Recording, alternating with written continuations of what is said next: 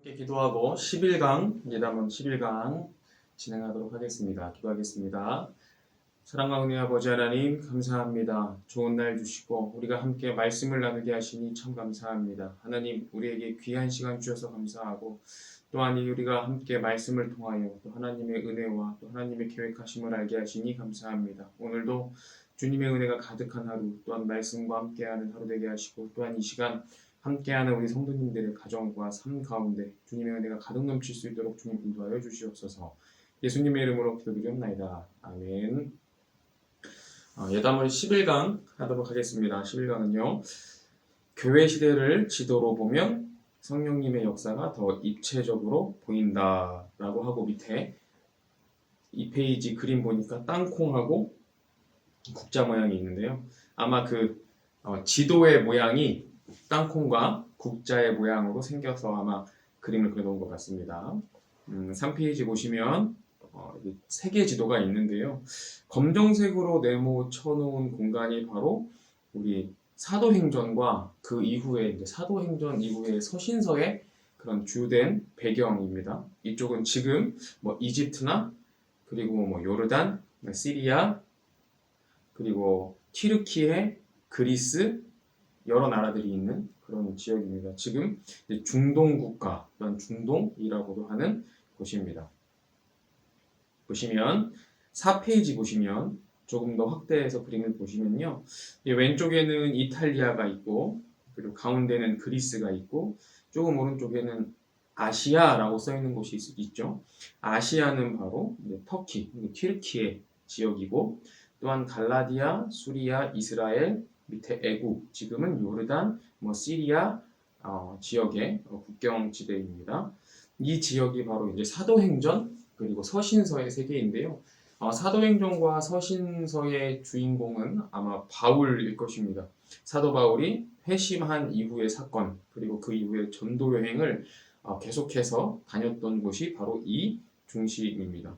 보시면 이스라엘과 이스라엘 지역으로 예수님께서 사역을 하였다면 예수님께서 돌아가신 이후에 이제 그 말씀이 더 선포되고 확장되어서 이제 중동을 넘어 유럽까지 흘러 들어가게 되는 그림을 볼 수 있을 것입니다. 5페이지 보시면 10개의 주요 지역을 이렇게 표시해놨습니다. 이탈리아, 마케도냐, 아가야, 그리스, 아시아, 갈라디아, 그리고 수리아, 이스라엘, 이집트, 아라비아 10개의 지역을 이제 문장으로 하나 만들었는데요. I am a get since I am easy 라고 이렇게 해놓았거든요. 특별히 의미 있는 문장이라기보다는 이제 사도행전과 그 이후의 시간들의 주된 지역을 표시해놓은 곳이다 라고 보시면 좋을 것 같습니다. 사도 바울을 중심으로 전도 여행을 중심으로 다녔던 지역이라고 보시면 되겠고요. 9페이지 한번 보겠습니다. 9페이지 보시면 숫자 1, 알파벳 C, 그리고 땅콩, 그리고 국자 모양의 그림이 있는데요. 자, 보겠습니다. 10페이지 보시면 이제 사도 바울이 이제 9장, 사도행전 9장쯤에서 회심을 하고 이제 전도 여행을 시작하고 또 교회가 형성되는 시기가 있는데 제일 먼저 갔던 곳이 안디옥입니다. 예루살렘에서 안디옥까지 직진. 그래서 숫자 1이라고 빨간색으로 쓰여져 있고요. 사도 바울이 회심하고 이제 하나님의 말씀을 듣고 이제 예수님을 핍박하는 사람이 아니라 예수를 전하는 사람이 되겠다라는 거고요. 12페이지 보시면 위에 부분 갈라디아, 구브로, 안디옥 1차 전도 여행의 모습인데요. 알파벳으로 C 모양으로 갈라디아, 구브로, 안디옥 이렇게 C 모양으로 1차 전도 여행을 시작하게 됩니다. 그래서 1차 전도 여행의 모습을 보면 13페이지입니다. 바람직한 성장, 열매를 맺는 게 뭐냐? 그 밑에 하나님의 말씀과 성령과 성도와 교제 그리고 기도, 전도가 밑에 뿌리에 가득해야 이제 바람직한 성장이 이루어지고 교회가 바로 설 수 있다라는 것을 알 수 있습니다. 또 보면 14페이지 보시면 2차 전도 여행 지도인데요. 2차 전도 여행은 1차 전도 여행보다 조금 더 공간이 넓어졌습니다. 그러니까 에게해를 중심으로 보시면 예루살렘, 안디옥, 갈라디아, 드로아, 빌립보, 마게도냐, 데살로니가, 아가야, 그리스, 고린도까지 이렇게 땅콩 모양으로, 그러니까 해안 지역으로. 왜냐하면 사도 바울이 그때는 배를 타고 이동하거나 아니면 육로를 통해서 가야 하는데, 육로로 가려면 너무 오래 걸리니까 배를 많이 탔는데 배를 타고 해안 지역으로 갈 수밖에 없는 상황이 되었어요. 그러니까 교통의 유충지, 우리로 따지면 뭐 광역시 위주로 이렇게 말씀을 전하였거든요. 그러니까 사도 바울은 이 해안가를 따라서, 섬을 따라서 이렇게 땅콩 모양으로 말씀을 전했습니다. 2차 전도 여행의 핵심은 15페이지 보시면 이런 겁니다.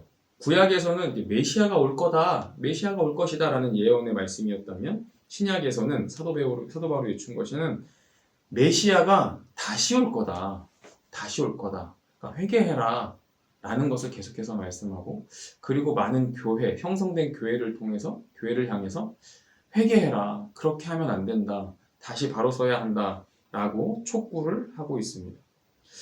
16페이지 보시면 이제 3차 전도 여행 지도인데요. 국자 모양이 그려져 있거든요. 예루살렘, 안디옥, 에베소, 저기 위에 마게도냐, 아가야, 그리스. 3차 지도를 보시면 알 수 있을 것이고요. 3차 전도 여행의 핵심은 17절에 보시면 그리스도와 바울, 디모데로 흐르는 복음, 그리고 그 밑에 충성된 일꾼, 그리고 또 다른 일꾼들. 그러니까 하나님을 통해서 점점 예수 그리스도를 통해서 복음이 전해졌고, 그리고 사도 바울과 디모데, 그리고 여러 사람들을 통해서 또 복음이 전해지고, 또 밑에 엄청나게 많은 성도들이 확장되면서 이제 하나님의 교회가 점점 더 확장되는 모습을 보여주고 있습니다. 3차 전도여행 다시 보시면 뭐 잘 아시는 뭐 반모섬도 있고 18페이지입니다. 그리고 7개 교회, 에서보두 사빌라라고 하죠. 아시아의 지금의 튀르키예의 7개 교회. 기회가 되시면 이번에 터키와 튀르키예와 그리스 성지순례가 내년에 이제 준비가 되는데요. 2026년에요. 기회가 되시면 꼭 함께 참석해 보시면 좋을 것 같습니다. 7개의 교회 중심으로 또 말씀을 전해주기도 하였습니다. 4차 전도 여행 보시면 19페이지입니다. 이제 배를 타고 그레데와 멜리데 그리고 로마까지 향해 가는 전도 여행의 루트인데요. 폭풍도 만나고 죽을 뻔하기도 하였습니다. 그러나 사도 바울은 잘 회복하여서 이제 로마까지 가게 되는 전도 여행, 그리고 압송당하는 모습까지도 이제 기록되어져 있습니다. 5차 전도 여행 21페이지 보시면 또 멀리까지 스페인까지 해서 마지막 땅까지 갔다 왔다, 전도 여행을 하면서 이제 이동하였다라고 하면서 로마로 다시 돌아오게 되는 것이죠. 그래서 로마에서 이제 최후의 시간을 맞이하게 됩니다. 그래서 22페이지 보시면 사도 바울이 다녔던 많은 지역들을 기록해 놓았는데, 이렇게 많은 지역들을 다니면서 하나님의 말씀을 전하였고, 그리고 하나님의 복음을 전하였습니다. 그런데 사도 바울에게 있어서 이 일이 가능했던 것은 다른 것이 아니라 그 다메섹 도상에서 예수님을 만났던 그 사건 때문에 그렇습니다. 하나님 예수님을 만나고 사도 바울이 회심하여서 이제는 더 이상 이렇게 살 수 없다라는 것을 생각하고 이제 하나님의 복음을 전하는 사람이 되었다. 그 하나의 사건이었거든요. 우리 모두도 하나님을 만났던 그 사건을 기억하시면서 또 우리의 삶이 또 사도 바울처럼 복음을 전하는 삶이 되었으면 좋겠습니다. 자, 23페이지 보시면 이제 전도 여행을 이제 정리해 놓은 것이 있는데요. 1차, 2차, 3차는 수리아에서 출발하였고, 그리고 4차는 이스라엘, 지금 이스라엘을 위해서 이스라엘에서 배를 타고 이렇게 이동하였습니다. 그리고 24페이지 보시면 이제 5차 전도 여행까지 해서 이제 말씀이 어디에서 쓰였는지 기록되고 있거든요. 보시면 사도 바울의 사도행전을 잘 읽으셔야 뒤에 서신서를 잘 이해할 수 있다라는 것을 좀 기억하시면 좋겠습니다. 25페이지 보시면 이 사도 바울이 이 전도 여행을 하면서 핵심 가치가 무엇이었냐? 가라, 제자를 삼아라, 그리고 세례를 주어라, 가르쳐라. 이것이었습니다. 이 모토를 가지고 하나님의 말씀을 전하는 사람이 되었습니다. 보시면 이제 26페이지 보시면 이제 구약과 신약을 이제 나누어 놓았는데, 구약에서는 이 제사와 그리고 하나님과의 관계, 그리고 하나님께서 선택하였던 그 이스라엘 백성의 그 선민 사랑에 대해서 기록하고 있고, 하나님과의 관계, 신약은 그것을 바탕으로 한 이게 하나님의 말씀을 뛰어넘어 예수 그리스도가 이 땅에 오시면서 이제 교회의 기초가 되어 주시고, 그 지역을 넘어서서 확장되어져 가는 것이 이제 신약의 말씀입니다. 그러니까 사도행전 1장 8절이 어떻게 보면 이 신약 성경의 핵심일 것 같아요. 온 유대와 사마리아와 땅 끝까지 이르러. 27페이지 보시면 역사의 일곱 시대라고 해서 이제 모든 것이 그리스도에 대한 말씀이다라고 기록되어져 있는데요. 창세기 때부터 그리스도 왕국까지 쭉 나열해 놓았습니다. 민족의 형성, 또한 이스라엘의 형성, 지상에 계신 그리스도, 침묵기가 있었고, 지상의 교회 대환란, 그리고 그리스도의 왕국이라고 해가지고 또 역사적인 일곱 시대를 기록해 놓았고요. 자, 28페이지 보겠습니다. 이게 마지막, 11과의 마지막인데요. 이거를 좀 자세히 보시면 좋겠어요.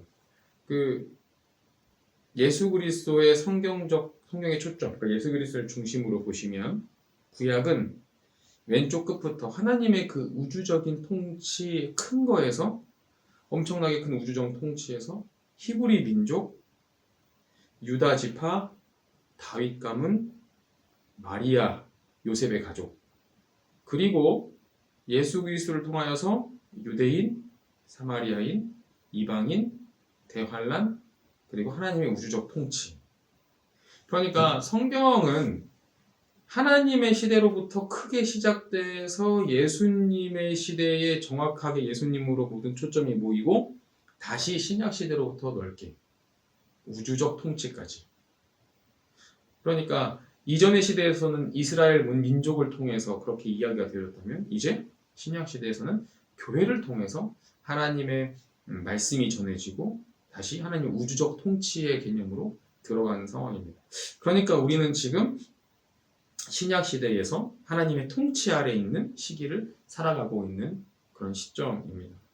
그러니까 우리가 예수 그리스도의 사건, 예수 그리스도의 존재가 어떤 것이냐, 구약과 신약의 이 모이는 가장 핵심적인 역사와 체험과 예언의 그 한가운데 예수 그리스도의 초점, 가장 중요한 지점에 우리 예수 그리스도께서 있다라는 것을 기억해 보시면 좋을 것 같습니다. 11과는 이렇게 마무리하고요. 다음에 12과로 우리 예담원은 종강하도록 하겠습니다. 기도하겠습니다. 사랑과 은혜의 아버지 하나님 감사합니다. 오늘도 우리에게 귀한 날을 허락하시고, 특별히 사도행전의 말씀과 또한 예수 그리스도의 모습을 통하여서 우리가 성경을 어떻게 볼 것인가 다시금 기억하게 하시니 감사합니다. 교회 시대의 가운데 또한 지도를 보면서 하나님의 말씀을 듣게 하시고, 또한 하나님의 복음이 전해진과 같이 우리의 삶 또한 하나님의 복음을 전하는 삶이 될 수 있도록 인도하여 주시옵소서. 2025년이 마무리되어져 가고 있습니다. 하나님, 우리 성도님들의 마음 가운데 은혜와 복을 더하여 주시옵시고, 새로 올 2026년 또한 하나님께 더욱더 가까이 가며 건강하게 하나님의 모습을 바라보며 살아가는 우리가 될 수 있도록 인도하여 주시옵소서. 감사함이 예수님의 이름으로 기도드리옵나이다. 아멘.